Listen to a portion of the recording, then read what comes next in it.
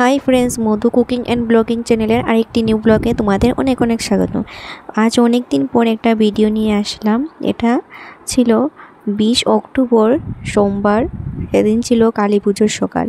কালী পুজোর দিন সকালবেলা তাড়াতাড়ি ঘুম থেকে উঠে পড়েছি। আজ আমরা যাব আমাদের বাড়িতে কালী পুজো উপলক্ষে।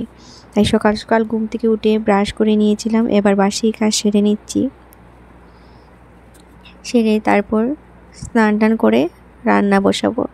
যেহেতু আমাদের সকাল সকাল ট্রেন ছিল 8:40-এ, তাই কিছু তো হালকা কিছু খেয়ে যাব। ভাবছি সেদ্ধ ভাত করে নেব, তাই রান্না করে রান্নাটা বসাবো। না হলে সারাটা দিন ট্রেনেই চলে যাবে আর কিছু খাওয়া হবে না। তারপর মুছামুছি করে স্নান করে চলে এসেছিলাম।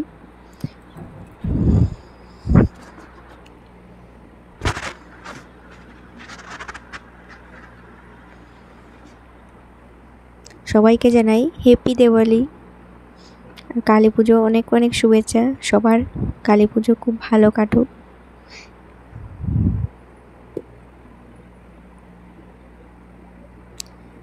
এবার বসাবো রান্না। এখনো মাম্মাম ঘুমোচ্ছে।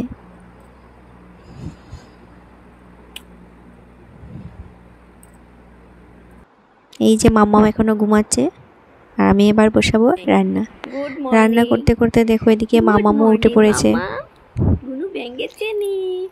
কোথায় যাবে আজ? কোথায় যাবে? জোকো জোকো যাবে না?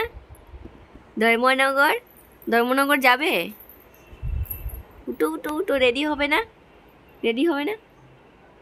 বসু না, রেডি হবে তো, উঠে পড়ো। গুড মর্নিং বলো। Good morning. ঘুম ভাঙছে না? এই যে মাম্মাম ঘুম থেকে উঠে পড়েছে। এবার আমরা ধর্মনগর যাব। এই যে মামাম দেখো আলতা। তারপর আমরা মা মেয়ে আলতা পরে একটু সাজুগুজু করে নিয়েছি। আমিও দিয়েছি। এই যে আমি আলতা দিয়েছি। এবার আমরা রেডি হব। আর রান্না করেছিলাম দেখো আলু ভর্তা, মাছ ভাজা আর গরম গরম ভাত। এবার আমরা ভাত বেড়ে নিয়েছি, ভাত খাবো।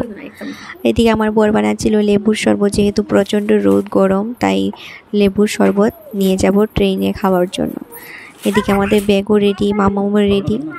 কিছুটা ফল কেটে নিচ্ছিল ট্রেনে বসে খাওয়ার জন্য। আমাদের খাওয়া দাওয়া কমপ্লিট। 8টা বেজে যাচ্ছে। আমরা এবার বেরিয়ে পড়বো। এই যে আমি রেডি হয়ে পড়েছি।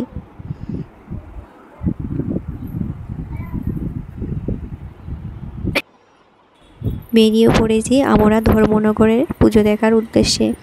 তোমরা তো সবাই জানো ত্রিপুরার সেরা কালী পুজো ধর্মনগর। শিলচরে তেমন একটা পুজো হয় না। গতকাল ঘুরে এসেছি।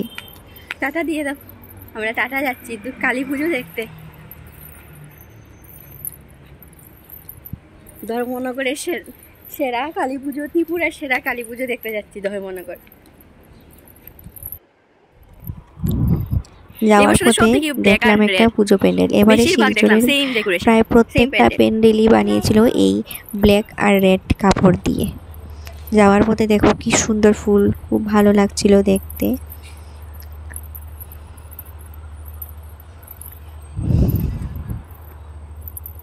এই ফুলটা নেই।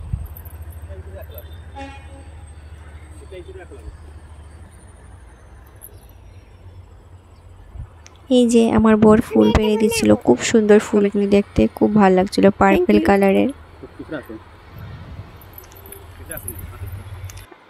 আজ প্রচণ্ড রোদ ছিল সকাল থেকে। তারপর আমরা ফাইনালি ট্রেনে বসে পড়লাম।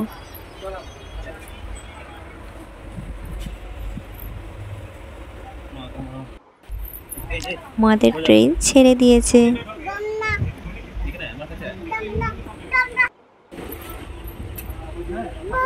মামামের বসার জায়গা দেখো জানালায়।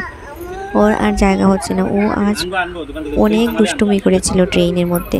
খুব কষ্ট করে আমরা পুরোটা রাস্তা গিয়েছিলাম ওকে নিয়ে। দেখো বসার অবস্থাটা দেখো।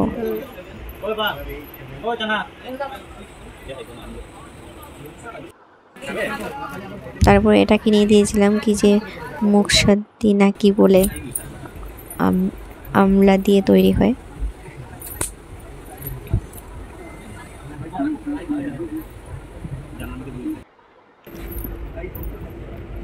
এবার আমরা ফল খেয়ে নেব, কেটে এনেছিলাম গোড় থেকে।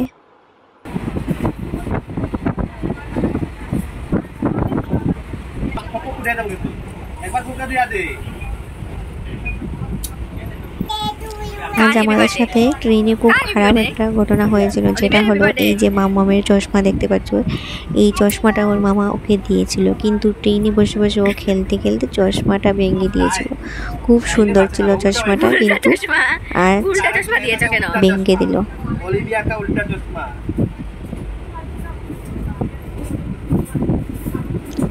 বাইরের ভিউটা দেখো কত সুন্দর লাগছিল। তারপর আমরা ধর্মনগর নেমে টুকটুকে উঠে পড়েছি, গড়ে চলে যাচ্ছি। টাটা।